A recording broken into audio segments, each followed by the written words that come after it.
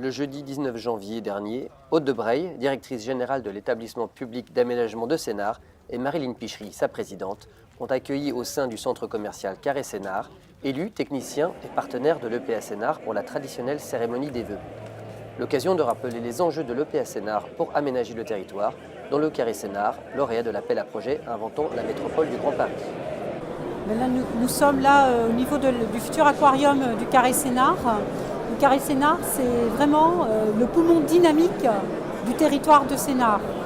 On le voit aujourd'hui avec bien sûr les aspects commerciaux, le développement de l'ensemble du complexe, mais aussi toutes les entreprises qui s'installent autour du Carré Sénart, qui rejaillissent sur les villes environnantes. C'est-à-dire qu'aujourd'hui, nous sommes passés, il y a 10 ans, de champs où il ne se passait pas grand-chose.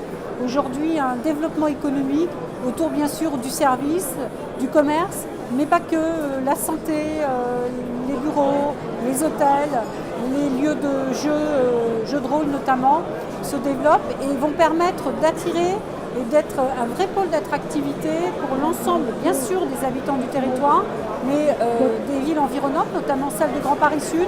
Mais maintenant, aujourd'hui, quand on parle du territoire, on parle du Carré Sénart. On associe Sénart, qui représente les débuts de la ville nouvelle, au Carré qui a aujourd'hui 10 ans. Donc nous sommes en plein milieu aujourd'hui de l'avenir du territoire. Et l'EPA Sénart, bien sûr, va porter avec ses équipes, avec sa directrice générale Aude de Breil, ce territoire pour que demain, on parle bien sûr du Carré Sénart, mais des villes et des habitants qui entourent ce fabuleux carré imaginé par justement quelqu'un de l'EPA Sénart il y a une dizaine d'années maintenant.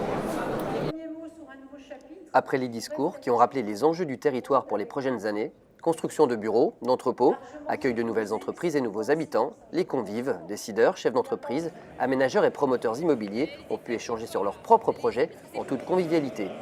Et bien sûr, se donner rendez-vous en 2018 pour l'inauguration du futur aquarium.